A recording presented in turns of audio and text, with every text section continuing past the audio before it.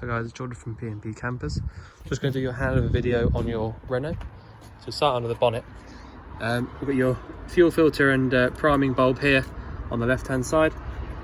The washer fluid reservoir is there. Power steering fluid is under this reservoir here. You can fill up your oil, engine oil, from either of these, but the to show you, the actual dipstick there is part of the lower cap, so that's how you can check your oil. It's not part of this one, so that's where you check your oil, from the bottom cap there. Air filter will sit under here. You've got your brake fluid attached to the servo down the back there, and your engine coolant reservoir is there.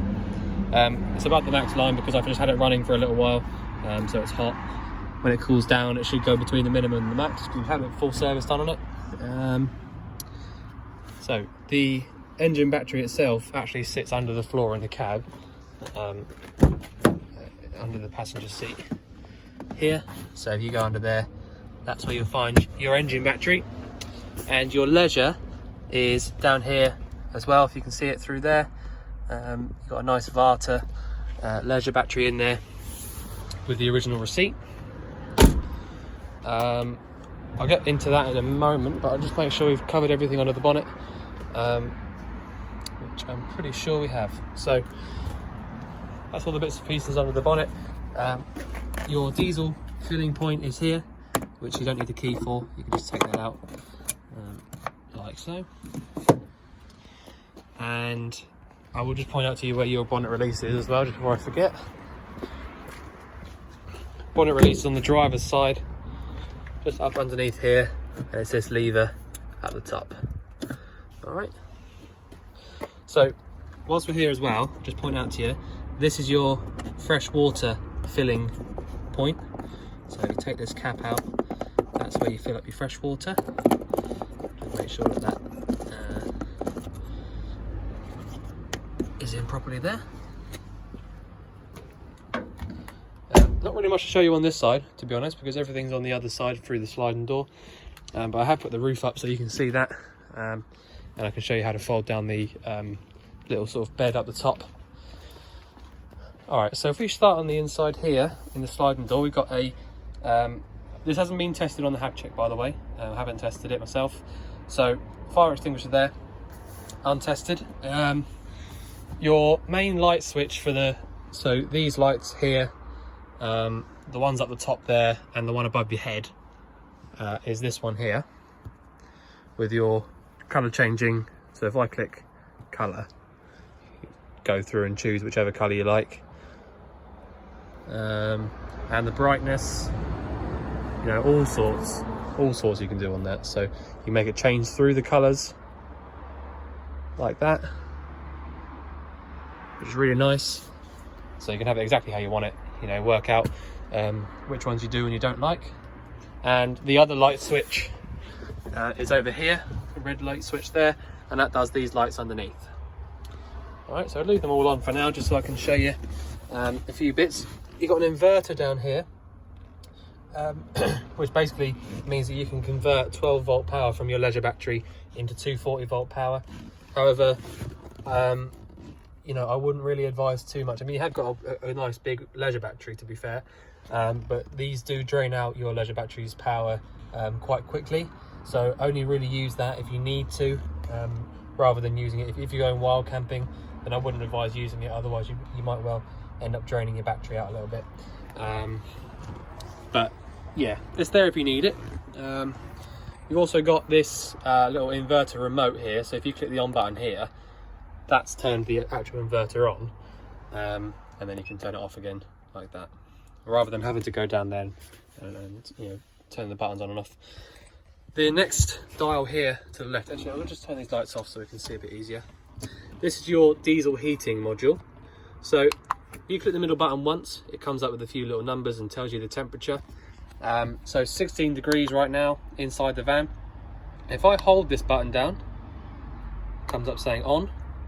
And then if I turn this button on the right hand side up to whichever temperature I like, or other way, sorry, left hand button for going up.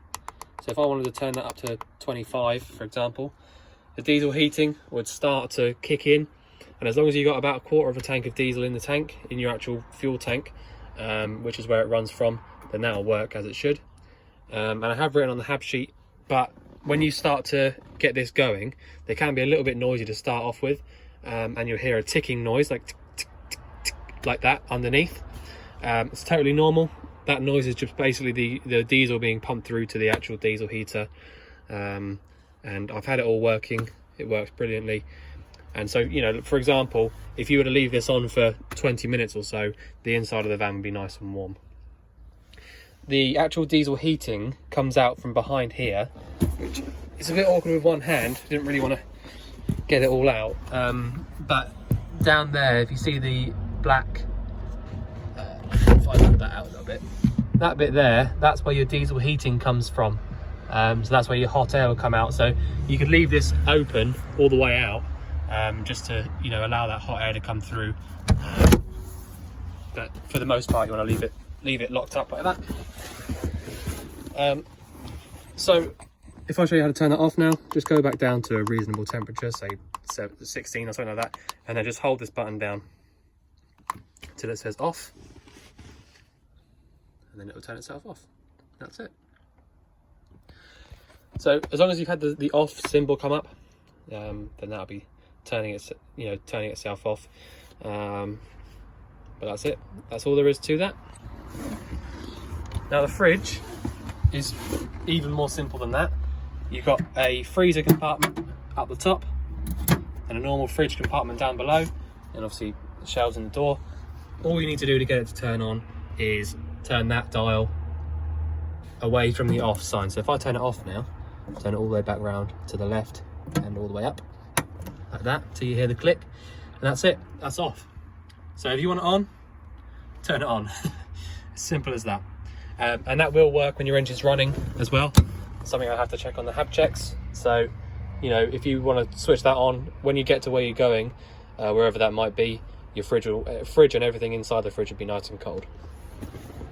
Obviously, bearing in mind how far you're going, but you know, say for example, if you had that on for an hour or two, everything inside that would be nice and cold. So yeah, you got a 2-burner hob.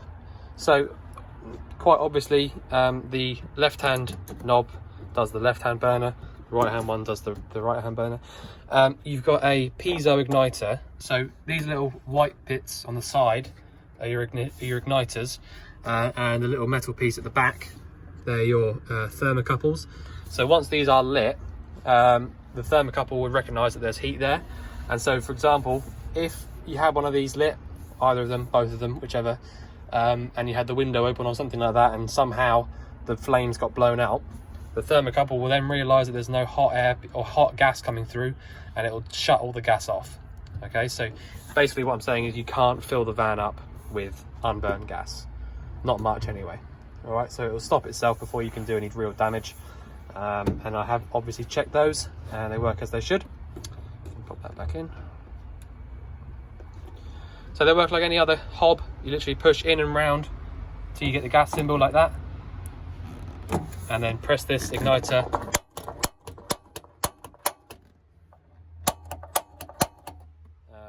It does work every time, but you can't see it on the camera properly.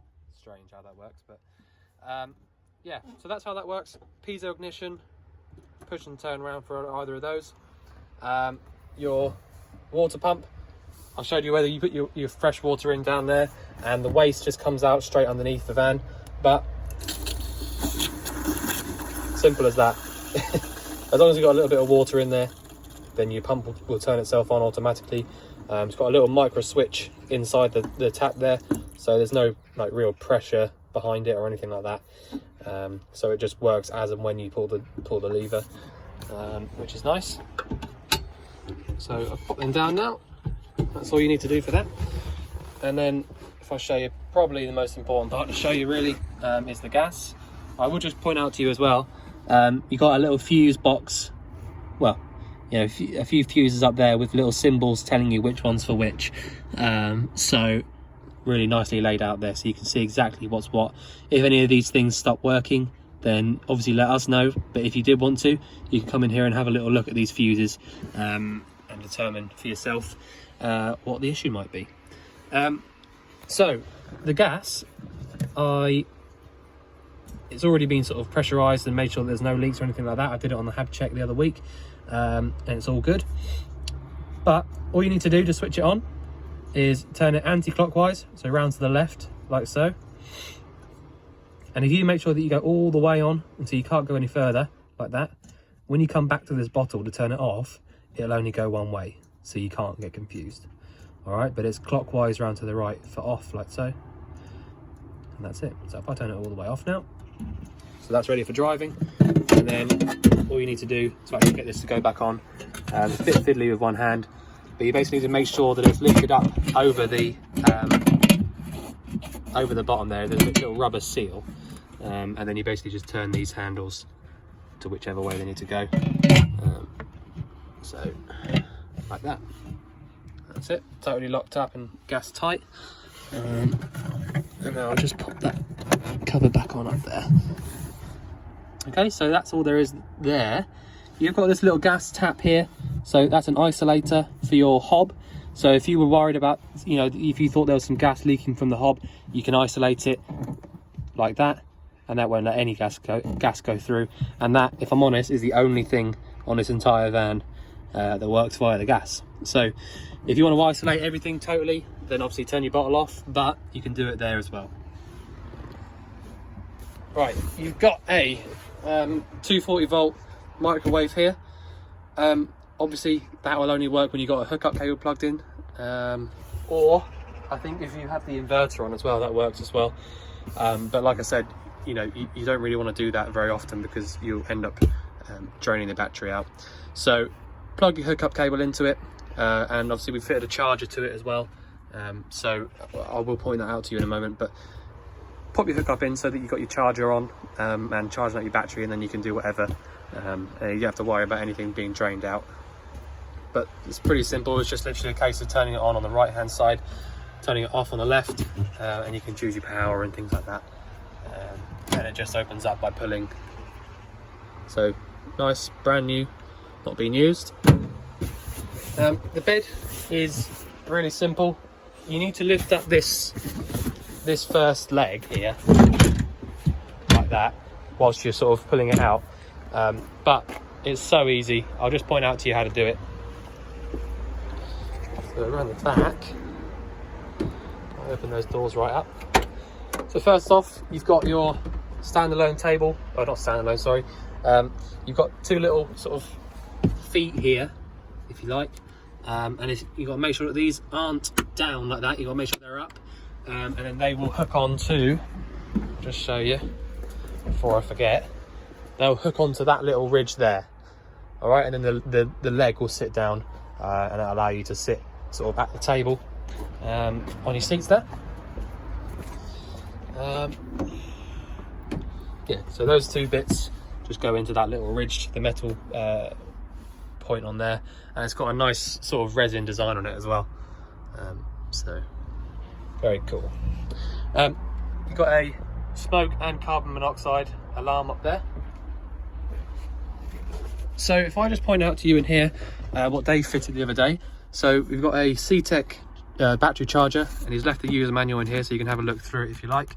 But he's basically just had to run the cables down the back through to where I pointed out, so where the leisure battery is under the passenger seat there, so that when you plug your hookup cable in, that charger will charge up your leisure battery and keep it right topped up if you need it. If you're going to be sort of using it a lot, if you want to go to a campsite or something like that, then put your hookup in, and then you can use everything all weekend or all week, however long you need to, with this charger, keeping it all topped up. You've got a RCD at the back there, so that's this one on the left. So if you find that one of your I don't know, a plug socket or something's not working on 240, then you need to make sure that that's poked up, and obviously this MCB on the right as well.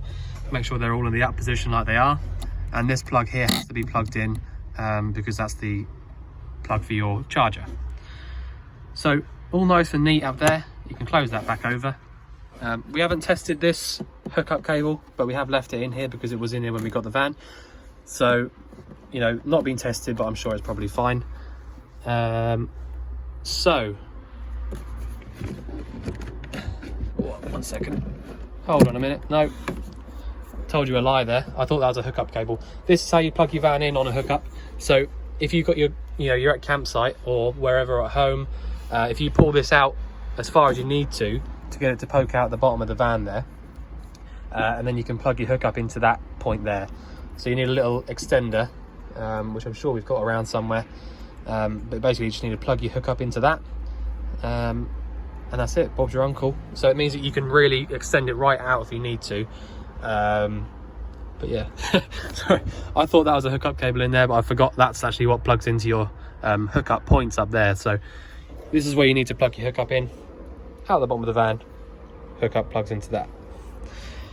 So actually we have tested that. Right, so you got a light up in there as well, which is nice, so you can really see what you're doing. And if I just pull that out, this manual, so you can have a little look through that if you like. And if I just show you, again, awkward with one hand, but the way that the bed works is so easy. You've got 3 different heights that you can have. So if you, basically what I'm doing is I'm pushing up with my head a little bit here, just to release a little bit of pressure. If you pull this out all the way, that bit comes out. And then if I let go of this with my head now, show you, this would lay all the way flat. And that is literally how the bed works. All right, that is it. You just need to take that out and then lay it flat. And if I want to put it back in again, I'll put this piece where I want it to, because I've got 3 holes. All right, if I put it all the way up, I can't actually show you with one hand. I'll try it there, look. So if we go all the way up to that one, all the way through and down. And then, so I think that this first one at the bottom here, where I've just plugged it in, that is the sort of prime seating point for if you're just sitting in the back of it whilst you're driving and stuff like that. But that's it, yeah. So literally pull this out from its little slot there, and you do need to push on this a little bit with your head or your other hand, and then just wiggle that out and then lay it flat. That's it. That's the bed made up. So yeah, couldn't really be much easier. You need to pull this little leg out for it to sit, you know, on the floor on. But yeah, much easier than a lot of the vans. Right, I'm going to put you down for just for a second, just so I can put that back on. Put that back in. Just I've been messing about with it. Right, that's it. That's your bed locked up. And so as long as it's down or up, it won't go anywhere. And it's back. Yeah, that's good. All right. So I did say that I'd point out to you the roof. Again, something that really couldn't be much easier. So you've got these 2 sort of biting clamps. I'm not really sure what they're called. But essentially all you need to do is slowly pull the roof down like this with both hands on both of those. And then once the roof is down, you just literally need to pull on these and make sure that they go really tight. And that's it. That's your roof down and secured, ready for driving. And also you've got this sort of folding out bit. So if you want to get a couple of kids, or well, even a couple of adults as well, they're plenty strong enough. You literally need to pull this up and over until it folds down. See, I'm in the way there, but that's it. So that's folded all the way down, and then push it all the way up, and then back down to where it was, and that's it. That's the bed. So, you know, like I said, it really couldn't be much easier. Seat belts are there for the back seats. So that's it. I don't think there's really much else I can show you. I've turned the fridge off, although that light does come on every time you open it.